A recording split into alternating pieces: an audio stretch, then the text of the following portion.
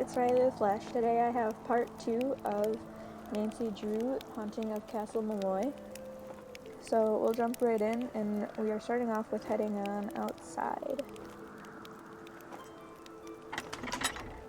Let me move things around a little bit so I can reach the mouse better. Where are those lights in the tower coming from?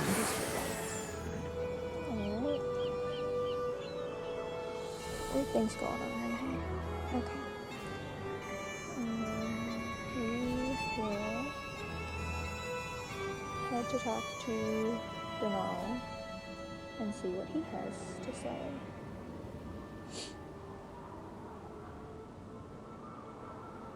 Which will give us another mini game to do right away.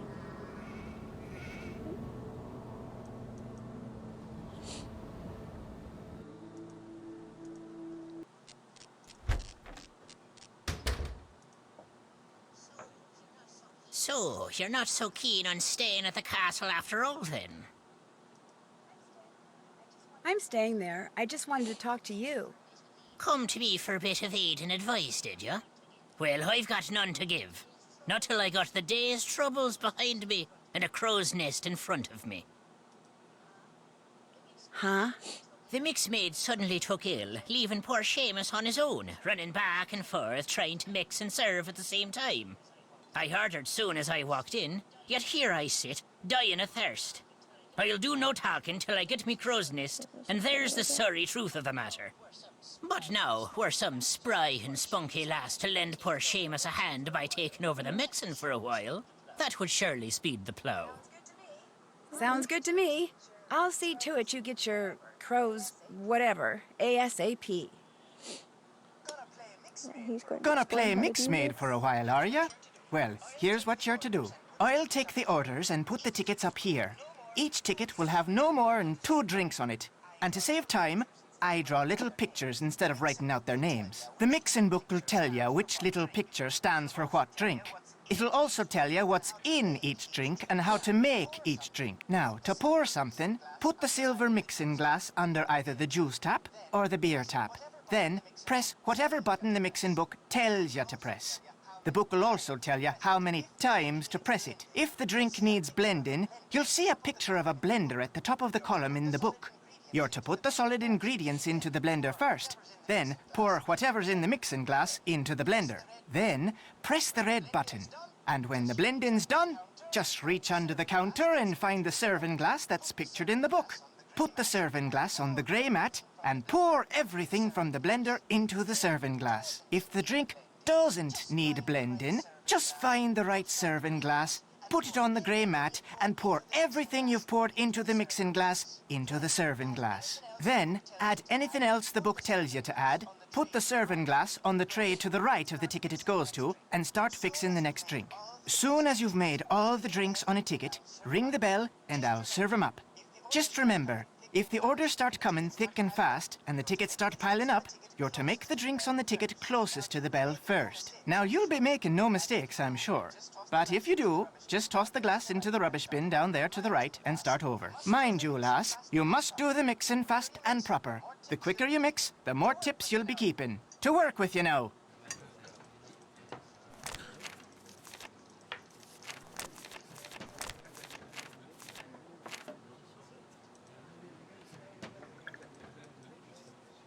So you just find the picture in the book for which one it matches, and then which glass it goes in. And you just click on all the stuff that goes in, and then you put the ice and the lemons in, or whatever it is that needs to go in.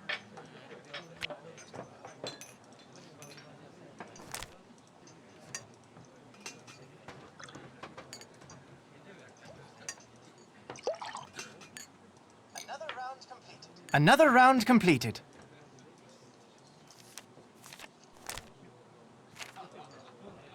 And these are different every time, it looks like. I've done this game a couple of times, and they're always different.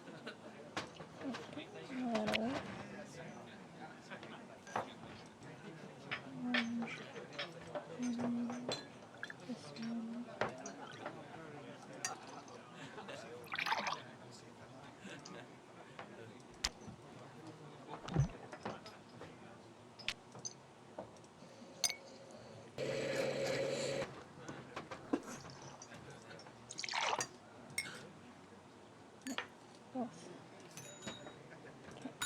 And then 2 of these.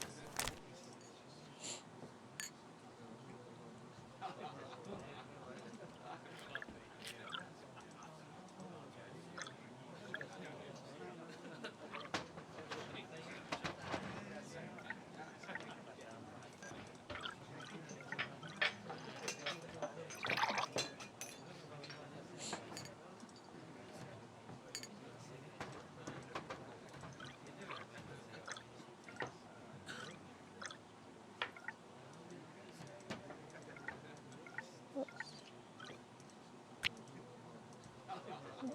I have to pour it in first. Focused on the other drink that I forgot, the lemon.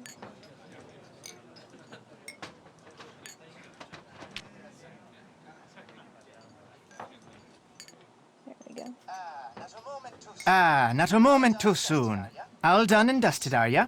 Thank you, miss. Take what's in the tip jar. And the next time you help out, you can keep the tips then as well. It seems like there's always a different amount of tips, too. You make a mean crow's nest, girl. Well done. Now, I'm to tell you what happened to the Sassenach, am I? I'm sorry, happened to the what? The Sassenach. The Englishman. The one Kyler was supposed to be marrying. Well, what happened to him is this. The She took him. The good people whisked him straight off to their world, they did. By the good people, you mean fairies? You'll not be hearing me call him that. All of us have a name we prefer, and with them, the good people it is. So that's what I call him, and you'd be wise to do the same.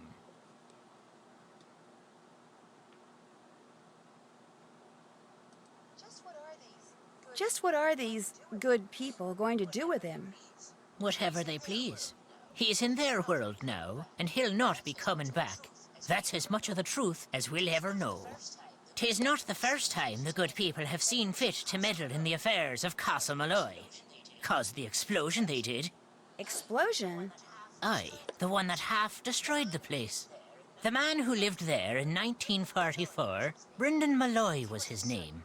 He was a scientist, charged with making rocket fuel, people say. Only one summer night, something went terrible wrong. There was a flash, like 1,000 lightning bolts. Then a huge boom sent everything south of the library flying towards the sky. Brendan, his wife, Caitlin, used to own this place, she did. Aye, and their little girl, Fiona. All three were lost to the world forever when the place blew. But the blame lay not with Malloy. It was the good people. They'd taken a shine to Fiona, is why. And they knew that little girls, no matter how much they're adored by wee folk or mortals, sooner or later, all little girls grow up and grow old. The good people couldn't bear to see this happen to their beloved Fiona, so they made full sure it never did. Sounds to me like the good people are actually just the opposite. They have their ways and we have ours, is all. That's just the way of things. Got plans for you, they do. The fairies? The good people? What makes you say that? I meant to pocket your car keys for safekeeping on my way over here, but I couldn't find them. You mean my keys weren't in the car? Aye, that's exactly my meaning. Taken they were. The good people want you to be staying.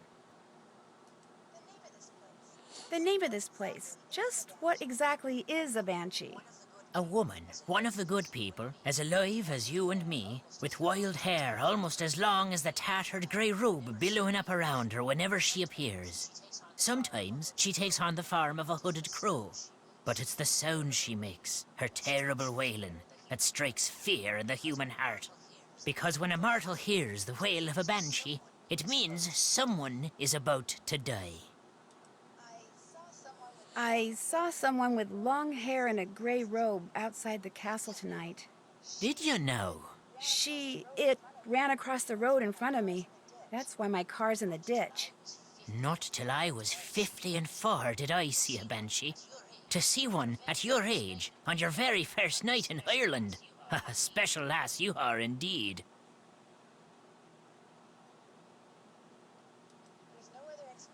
There's no other explanation for what I saw? There might be 24 explanations for what you saw. but none, save one, is the truth. And I think that's all we're going to talk to him about right now. We'll need to talk Guess to him I'll again go later now. a couple of times. Fine with me. And then over here there's some other games you can play. I'm not going to right now. Actually, we are going to play this one right now. Because we can get another doll that we need.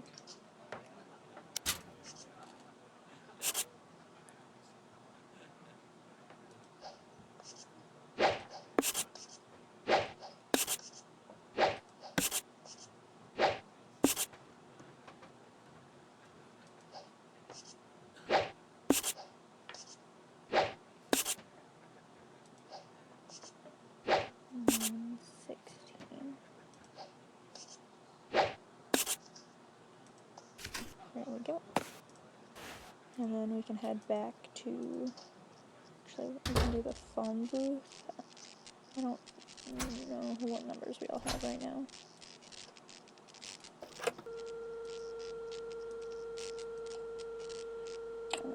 We can talk to Ned. Lots of conversations. Hello? Hi, Ned, it's me. Hey, Nancy. How come you're not calling from your cell phone?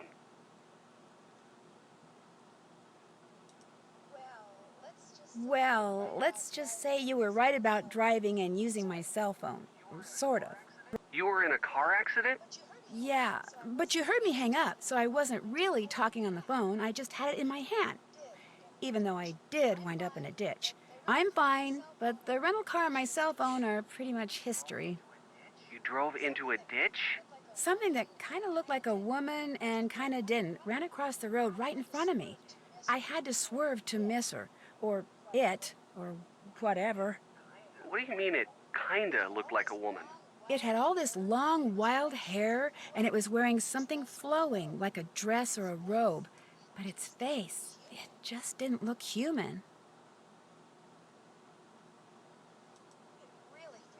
It really freaked me out. According to Mr. Delaney, the castle's extremely Irish caretaker, what I saw was probably a banshee. A banshee? As in the creature that supposedly wails before someone dies? Right. Well, technically it's a fairy, not a creature. Here we go again. You're in Ireland, not 2 hours, and what happens? A mystery falls into my lap. A harmless mystery. Don't worry, Ned. I'm You're fine. fine. Right. Did I mention that Matt Simmons, the guy Kyler came here to marry, is missing? The groom is missing? She thinks he's just playing a practical joke. Wait a minute. You and Kyler are there by yourselves? No, Matt's best friend is here too. So's the caretaker, Mr. Delaney. This guy Matt thinks disappearing less than a week before his wedding is funny? I'm no expert on marriage or anything, but I don't think that's a good sign.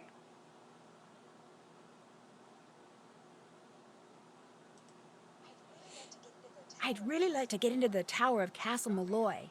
What's stopping you? The lack of stairs, for one thing. There are no stairs? They were destroyed along with half the castle in a mysterious explosion during World War II. Apparently the guy who lived here then, Brendan Malloy, was some kind of mad scientist. Why do you want to get up in the tower so Now here you bad? can either say it's because you saw the lights or because it's there. I'm going to say because it's there. I don't know, because it's there. Besides, that could be where Matt's hiding out. You just said there's no way to get in. I know, but maybe... He learned how to fly. You're not helping, Ned. Sorry, Nancy. We'll talk about the... Kit Foley, Matt the groom's best friend, has a black eye, which he says is because he walked into a door. When a guy says that, it usually means he walked into some other guy's fist. If that's true, that means Kit is lying, which makes Matt's sudden disappearance even more disturbing. It'd make me wonder, that's for sure. I think that's all we're going to talk to him. I'll call you about. again, okay? And we're going to All wait right, till later talk to to you call later. Bess and go do some other stuff. And we have to talk to...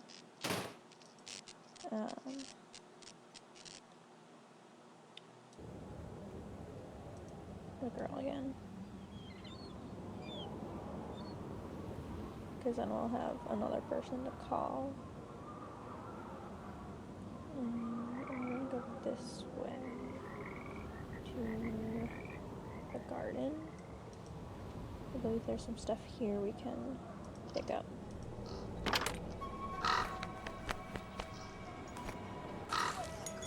Wonder what that crow's doing in there. Ah!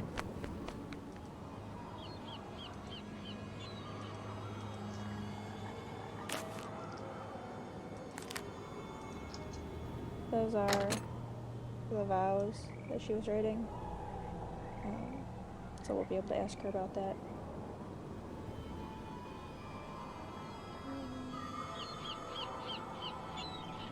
There's these pillars, which we can't actually do anything with yet.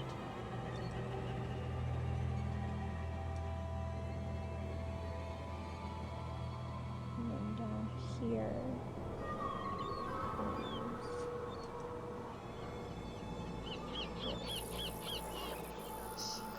I'm not sure I can get over there without falling in. What is and that? if you try to walk forward, then you get a game over sequence, and then you have to start or like do the second chance again. So we're not going to do that. And there is one other place over there to the left we can go to, but we can't do anything there right now. So we're gonna head back inside.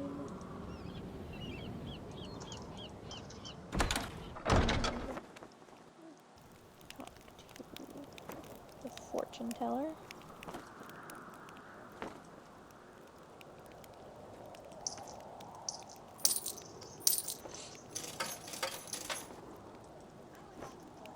I would like a fortune.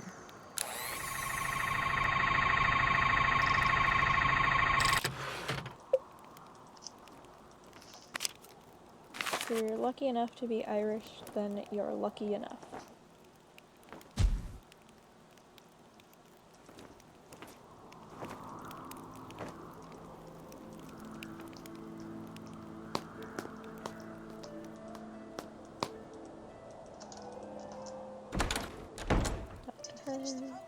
Did you finish the programs? Yep.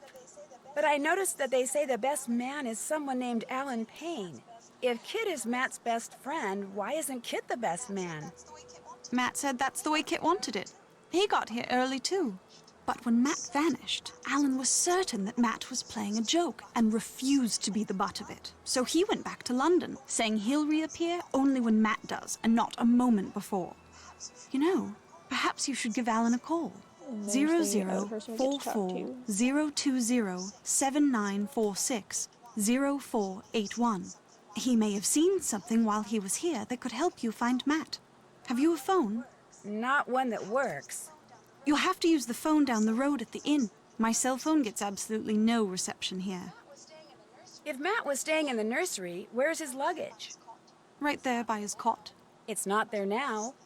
But it was there, just last night. I remember seeing it when I peeked in to see if he'd finally decided to reappear.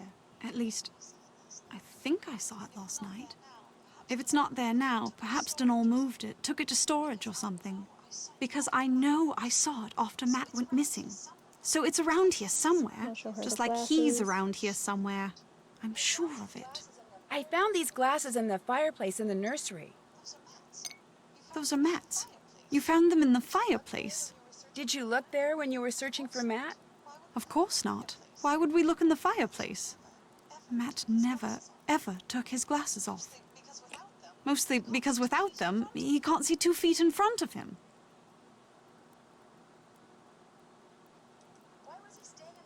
Why was he staying in the nursery? Why didn't he stay downstairs with Kit? Because Donal said the nursery was haunted, that's why. Naturally, once he heard that, Matt refused to sleep anywhere else but the nursery. The stubborn twit. Oh, Nancy, maybe he truly is in trouble. Let me do some more looking around before we jump to any conclusions. The glasses could still just be part of an elaborate practical joke. You're absolutely right. Please find him, Nancy. I do so want to strangle him. I'll catch you later. Anytime you want to talk, I'll be right here. We can do this. We have to look here. So what you need to do is get them all to equal, which can be harder than it looks. Do they have it? how it is supposed to be.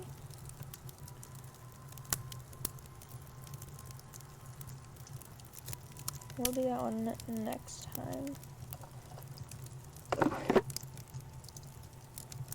We'll go talk to Kit again. He, I think, will give us the book for the leprechaun puzzle.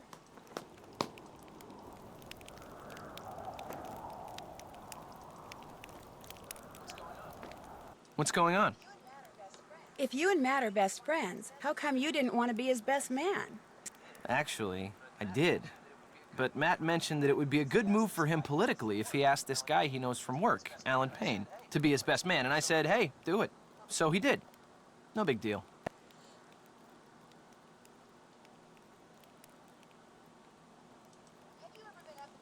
Have you ever been up in the tower?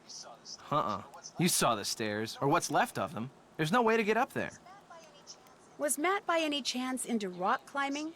You mean, was he into pulling himself up sheer cliffs using nothing but his fingers, feet, and upper body strength? Matt? Not hardly. So if you're thinking Matt's up there, forget it. Ain't no way. I guess not. I'd better get going. See ya. Stay out of trouble. I could talk to him about more. I think that's where we're gonna call it for today.